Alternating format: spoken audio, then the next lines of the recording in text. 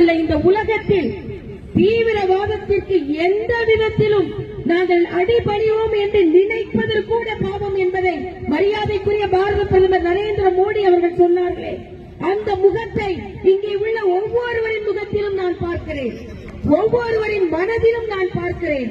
அந்த அளவிற்கு நம் சகோதர சகோதரிகள் தீவிரவாதத்தால் பலியுண்ட பொழுது, இந்த நாட்டே வெகுண்டெழுந்த போது, இங்கே ஏற்கனவே அண்ணன் சரத்குமார் அவர்கள் சொன்னதை போல தமிழகத்திலும் சில குரல்கள் தீவிரவாத தாக்குதலுக்கு ஆதரவாக ஒலிக்கிறது என்றால் இதைவிட வெட்கக்கேடு வேறு எதுவுமே கிடையாது.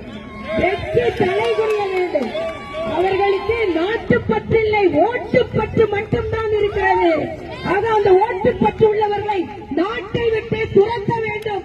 அவர்களுக்கு ஓட்டு கிடையாது என்பது எந்த மனநிலையில் இருந்தால் ஒரு சாமானிய குழந்தை கூட பாதிக்கப்பட்டால் நாம் துடிதுடித்து போவோமே.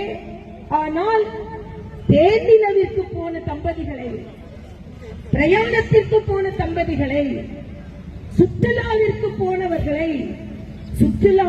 போனவர்களை சுட்டு வீழ்த்தி இருக்கிறார்களே, அவர்களுக்கு ஆதரவாக இங்கே தமிழகத்தில் இருந்து எப்படி குரல் ஒலிக்க முடியும் என்று நான் கேட்கிறேன்.